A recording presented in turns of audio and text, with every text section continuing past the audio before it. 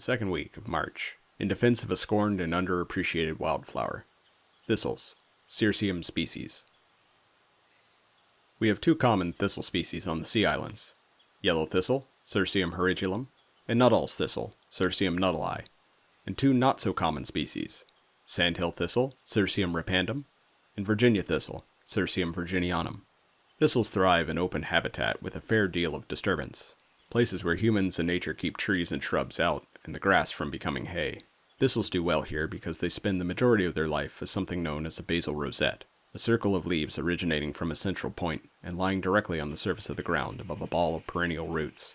This keeps them low and out of harm's way from things like snow, fire, and tractors, all while minimizing energy needs, and shading out any grasses that might try to grow beneath its leaves. Thistle stems and leaves, as I'm sure you may be aware, are covered in hundreds of viciously sharp spines. These protect the plant from predation by deer, rabbits, and mice. When the time comes, thistles ascend from their base to put forth a flower stalk. These stalks can be quite impressive and, predictably, are covered in a profusion of little stabby bits.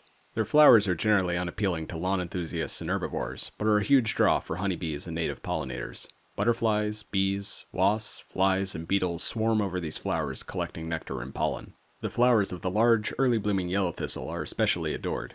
When the flowers have finished, thistles produce scores of fluff-tethered seeds, which feed both finches and sparrows. These lint-link seeds float on the breeze to new habitats with ease. Thistles are perennial and will return each year, until the habitat can no longer support them.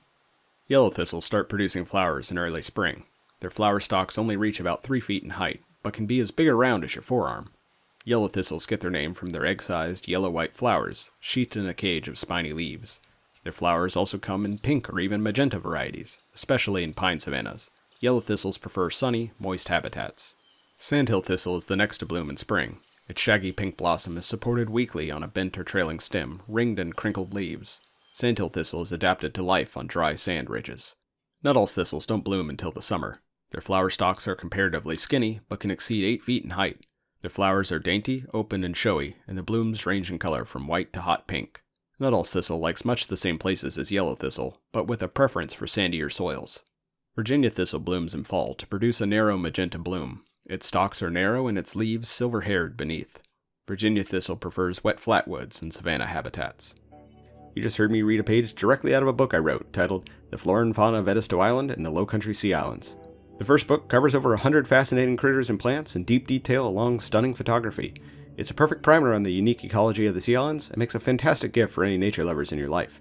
Book number 1 in the series will be out spring 2025. You can pick up a copy online from eveningpostbooks.com. I've got a link in the description down below.